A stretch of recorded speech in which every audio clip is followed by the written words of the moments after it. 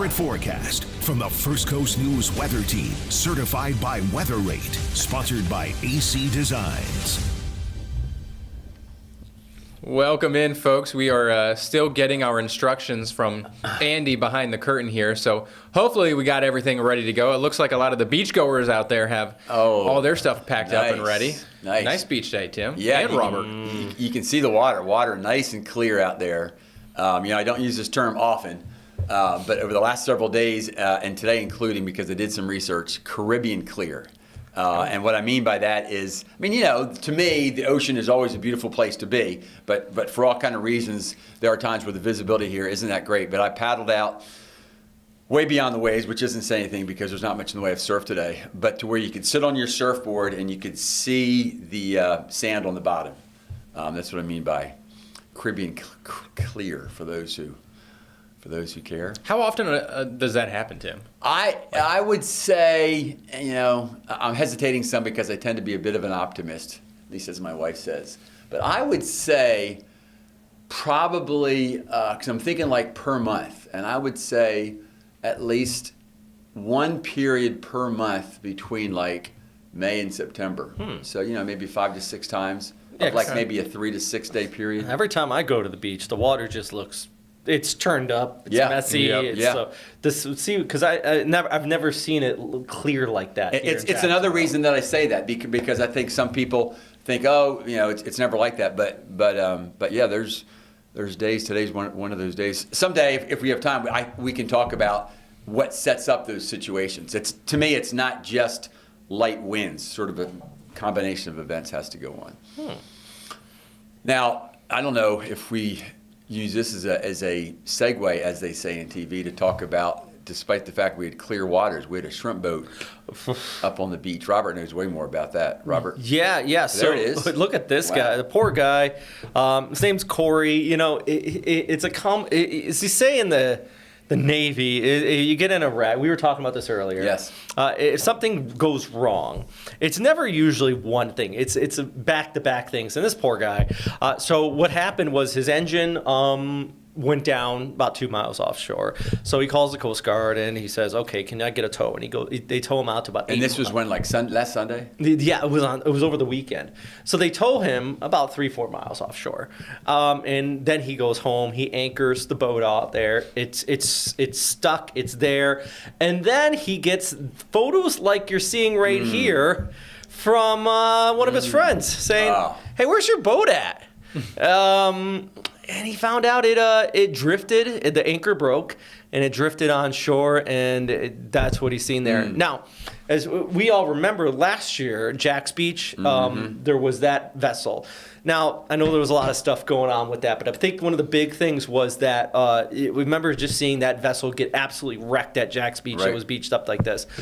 This guy, he knew that threat. He said he sank like $85,000 into the shrimp boat. He's a 4th generation shrimper. He said, "I gotta get it off," and he did. Awesome. So yeah, he looks legit.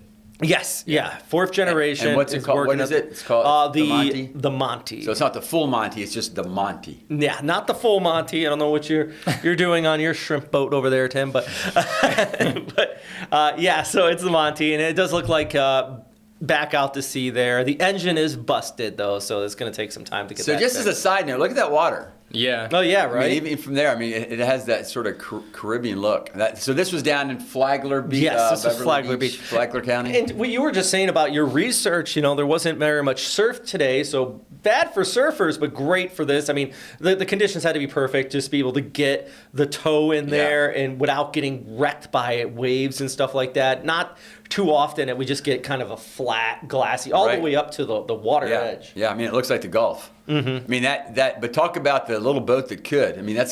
Must have some engine. I was just going to say that. I feel like that's such a small boat pulling a very large boat out of the... So those tows, at least I know with Sea Tow, this was U.S. Tow, they got just all the horsepower. They're like mini tugboats. But hey, that's how they make their money. And I would like to see how fast it goes when it's not hooked up to a shrimp boat. I'm sure it can get places quickly. Yeah.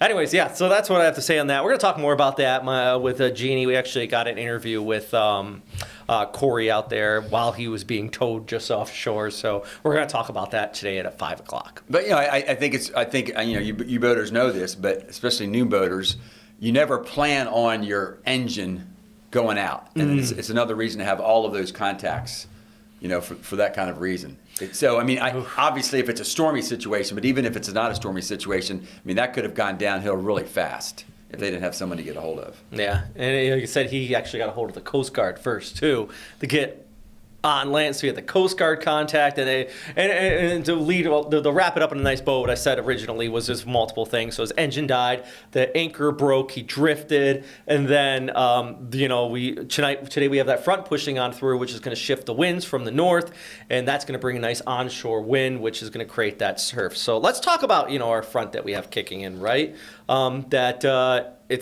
call it a front. People. Ross, and I know you have some graphics here for it, but when people often say front, we usually talk about storms, right? And we're not going to really be seeing a whole lot of that if the graphics. This is a live shot, right? And this is a live west shot. Wind. So notice cirrus clouds up there, but hard pressed, certainly on this shot, to even find a cumulus. And what we're talking about, folks, is by this point you would. Well, let's compare it to last Friday. By this point, although last Friday was sunny, the convection was developing. Now, fortunately, we don't see any organized convection over the tropics. Although hurricane season does that say 47 days away? 47 days away. Wow. So I think that means I'm only going to be here for 46 more days. That's another topic. We need to update that graphic and right under it say until Tim retires as well. Yeah. Leaving us right on June 1st. Very timely. It's perfect. Y'all can handle it so much better without me trying to figure out how to get into my computers and passwords. So we're looking at some severe weather. This is in Ross's home country. So that looks like that's down in the Philadelphia metro area, Ross. Yeah, so Philly Metro, Delaware Valley, seeing some severe storms here this afternoon. I popped this up primarily just because this is where the surface low is, well up to the north, and we are on the southern extent of this. Great point. So that's the low connected to the cool front that's coming down to the first coast. What's going on up there in the Tug Hill Plateau, is. Though, if you don't mind skipping it back real quick? Is that a winter weather advisory? Yes. Yeah. Yes. Ugh. I was going to bring that up. And they had some snow yesterday. Yeah. Or last night, at least. And they're going to get some snow squalls. Also, they're going to get some snow squalls, I believe, in Buffalo tomorrow. In northern Michigan, too, I see it there. Classic lake effect setup. This is why we live here. Yep. April. Mercy. There's I saw some very narrow bands expected, which obviously you typically see in lake effect snow, but where they could get 4 to 8 inches, which for some areas, mid-April, that's pretty late in the season to be getting that snow total. It's starting to get to that time of year where it's like, okay, hold off, Mother Nature here. Yeah. We are sufficiently into spring at this point. And the sun angle's starting to get pretty high too. So here's what I'm thinking. If the dads are in charge of hiding the eggs, this particular dad, and I love my kids, I thought, but if I had a chance to sort of put some in a deep snowdrift, that might be kind of fun. I'm not going to get too far on a tangent on this, but growing up in Western New York, I remember seeing a video of kids outside hunting for eggs in shorts and a t-shirt. Yep. And I was like, oh, this isn't right. This where are they? This doesn't make any sense whatsoever. Because it always was cold, always was snowing around Easter time. So I'm sure my father once or twice just decided, pook, right into the snow. Figure it out, son. Figure it out. Well, that's I told Tim yesterday, my friends went to an Easter sunrise service last year in Pennsylvania, and it was snowing. It's up on top of a mountain, and they were like, oh yeah, there were snow flurries. And we're sitting up there with our coffees trying to stay warm for Easter sunrise. So what you're saying is our 90-degree forecast for Easter Sunday, or at least close to 90, we should be happy about that? I guess so, yeah. Trying to have an optimistic viewpoint on it, right? Could be snowing. Yeah. I mean, here's where I like about it. I don't know if we're going to get to that graphic. Are we going to do the sunrise graphic at some point? Yeah. Okay. I do apologize. I'll wait. The clicker's super slow, so I don't know if the connection's not as good in here as it typically is on the other computers, but things are not advancing very quickly. It might be a little jumpy. So in that last shot, you could actually see that band of cirrus clouds that is now heading to the east, which means briefly the Duval area is going to be clear with the west wind. So it's going to be interesting to see where those afternoon highs go. Yeah. I wouldn't be surprised if maybe Mayport even does make it to 90. They're already at, what did they make it last Friday? Didn't they go crazy last Friday? Didn't Mayport go like 93 or something? Yeah, they were above 90. I feel like they were. But anyhow, in this shot at least, guys, it's hard pressed to find any organized cumulus, certainly precipitation. These are our 4 o'clock temperatures. Now, I guess if anybody's watching this right now, Tim, and they're kind of curious, you said a west winds. Why a west wind? Why does that make a difference if Mayport's going to be at 88 degrees? Well, first of all, number one, that means the wind's strong. So these are sustained winds at 13. There's no way the sea breeze is going to come against that. So number one, Mayport is not going to get the sea breeze. And then we've had discussions about this a lot. When I say me, I remember talking to some old Navy salts, specifically Ray Hennessy, bless his soul, 1983, and we would talk about that. And he had a Navy term for it. I use the term speed divergence. That is that the winds are coming from the west, hitting the ocean. It kind of creates its own little high pressure system there, which just allows for just a little more heating right along the beach. That's what I'm going with. Those old salty Navy guys, though. Yeah, I wish I could remember the name of his terminology, but a lot of the rules, whatever he said, made total sense. My experience with a lot of those, like, kind of just the older, the crusty, salty guys that have been in the Navy like through the 50s, 60s, and 70s, were the ones that they've been there, they've seen it, and they make the rules like that. Right. And when I hear something like that, I'm like, okay, yes, right. I'm gonna remember that. Well, let's face it, they didn't have this. I mean, even though these models are not exactly right, at least they give us a clue as to whether or not we're onto something. And this computer model looks like it's painting pretty well, just really super isolated showers. There you go. Ross has got the lineup going. Mainly I-10 south for the most part, I think, and very, very light, if at all, really. So. And we're thinking not enough vertical for lightning, right, guys? Absolutely not. No. Yeah, no. As Mike Prangley would say, definitely not. Oh, Mike Prangley. Definitely not. Mike. Not like. Well, you missed that on Friday. We won't get into it too much. All right. But it is, without getting into it too much, it is to this day why I think it's great to have a weather team, because I think all of us have been there where, for whatever reason, we get locked in a forecast or a certain way of thinking. And there's so many variables. Even as great as the computer models are these days, there's so many variables, especially if you're really trying to nail it down, that sometimes there's one person looking at a whole different variable that maybe you haven't, or vice versa. And that happened last Friday. We had a discussion on the forecast on whether there would be 40% or less or 60% or more, and some were pretty definitive about the 40%. But still, I think that's what great to have, and I think it really pays off with hurricanes because of course you want to nail the hurricane, but especially 3, 4, 5, 6 days out when folks are preparing. There's a lot of variables out there, and I think it's really good to have a team that has that experience, but also is willing to,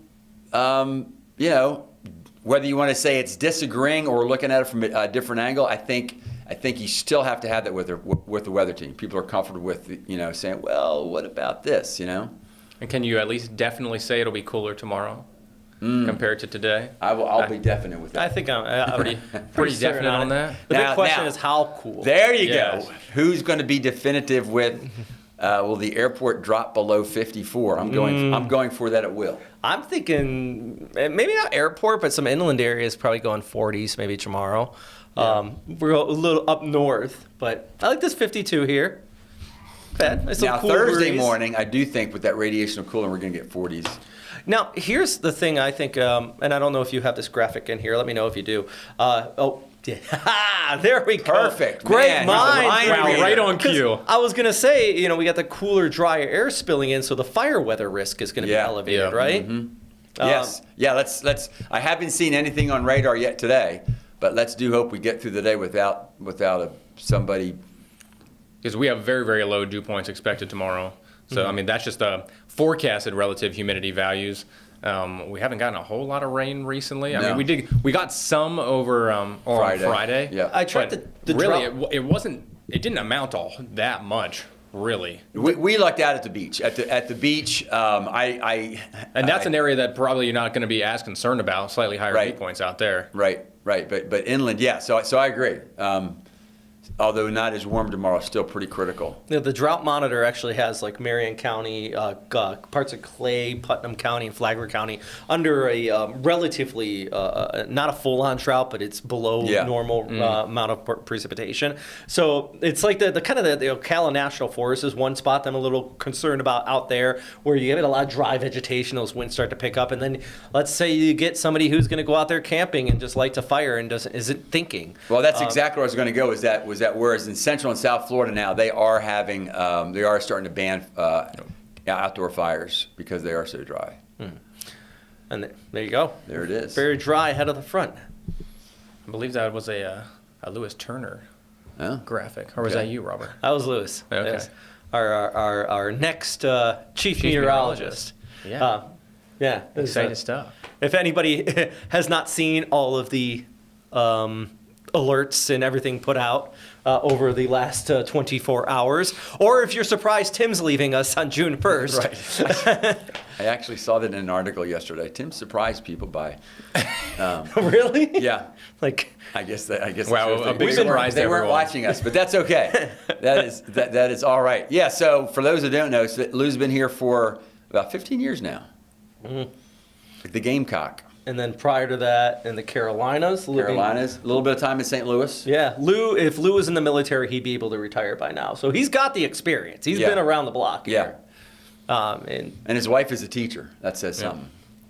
yeah, so he's going to be our next chief. The whole weather team's super stoked about this, so it's Yes. pretty exciting. Not that we're No, happy to believe it. I- I feel a little weird. I'm like, we're excited. No. Lou's going to be our next chief. We want to keep you. This Tim. is no surprise. You guys are still gonna hear from me. I think I've been relatively diplomatic here, but once I'm actually outside of the building, you're gonna start getting these nasty texts. I was just going to say, I want to hear from you also when we do well, not just when we do poorly. No, maybe. Please. Maybe. We'll see.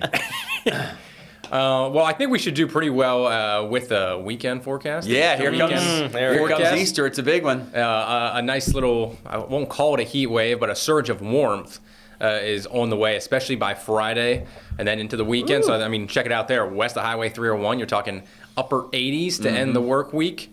Also note today, first day of 2025, that our average high is at 80 degrees. Okay. So a sign of the times, not only is the heat increasing, the humidity and that low-level moisture is also going to increase after really about Thursday. So dry air, very dry air tomorrow and Thursday, and then you kind of get into the weekend. You'll notice things not only warmer, but a little bit muggier out there, and certainly more so than by the start of next week, where I think we could see slightly better rain chances overall. Since you said a sign of the times, I do need to add that it used to be that the first average 80-degree day was always heading into the last week of April. So that's another sign. And those of are the times. 30-year averages. That 30-year moving average is Yeah. certainly continuing to move. And not to get too far off the topic, but I'm going to do it anyways. You mentioned this yesterday. You were talking about the sea turtles, right? Yeah, the loggerhead. And you were talking about the sign of the times. Can you just let me know? Because you said it was like the earliest arrival in Yeah, South well, Florida? so this is not for me. I was running on the beach with my wife pre-sunrise, and the folks that we normally see, that is the Turtle Patrol, they were out yesterday. And although officially turtle season doesn't begin till May, they started a while ago to start coming out early, which they did. And this one guy's name is Kevin Brown. He's gone all over the world, but he's from here. In fact, he was a coach at Fletcher decades ago. He keeps up on this stuff, and he said, Tim, this year the arrival of the loggerhead, which typically they spend time deep in the Caribbean, Key West was first in February, earliest ever for them, and then you can work right up the coast. You can go work Palm Beach, and then the Treasure Coast, and then Volusia County, and then finally Southern St. Johns County. Within the last couple of weeks, the loggerhead showed up, and those were all the earliest ever recorded. And they're known to do stuff not because there's a sail someplace, but because they follow the warming ocean temperature. So although we have more data than ever showing us the oceans are warming, that is another interesting sidebar there that that they're responding. real world feedback. Yes, no, Yeah. exactly. And of course, that means lots of energy as we are now, what did we just say, 47 days away from the hurricane? 47. Well, we got 2 minutes, right? Why don't we give them to the 7-day hearing? Yeah. But you were talking about the upper air pattern before I ran. Well, off it's topic really there. just, a big ridge or upper level ridge of high pressure rolling in. So heat surging in not only through this weekend, but even into early next week. So if you like the 80s, you got plenty of them in store here. Easter weekend, especially Easter Sunday, a fairly mild start to the morning, a very warm afternoon, highs in the upper 80 or in the mid 80s. And then you look at next week, we're talking upper 80s, perhaps a little bit of a slightly better chance for some, I'll say showers at the very least, perhaps on Monday, maybe a few rumbles of thunder by Tuesday, and then even into the middle of next week. So a slightly more unsettled, kind of moisture-laden weather pattern by next week. But at least with all the outdoor stuff coming up this weekend, I mean, I would say definitively no chance of rain, right, guys? I mean, it's going to No be chance Yeah. of rain. Yeah. No, honestly, I would say Beautiful. that the biggest thing to know is you just need to make sure your kids are hydrated, Yeah. running around out there for the Easter egg hunts, Right. And any outdoor things, because it'll heat up pretty quick. Mm-hmm. The Easter egg hunt goes until 10 or 11 a.m. It could already be upper 70s, close to Right. And I low think 80s. sunrise on Sunday is 6:52 for those sunrise Yeah. masses as well. Okay. So Yeah, right about there. Yeah, Nice yeah. one. I think Jacksonville's egg extravaganza is like 10 to 2 at Friendship Fountain on Saturday, Um, or do they do that earlier? I think it's a little earlier. And then there's the I did sunrise- have that graphic in here, but we ran out of there's time. the sunrise mass at Seawalk Pavilion The too, beach, right? Yeah. Yes. Yeah. That's what I was going to mention about the buffalo, and that's what I was going to. I'll finish with this. To me, the great thing, even for those who don't like warm weather, super warm weather, at least during the morning, you can ride your beach cruisers in shorts to Easter service, There you and you're go. comfortable. All right. Looking forward to it. All right, thanks for tuning in, folks. Take care.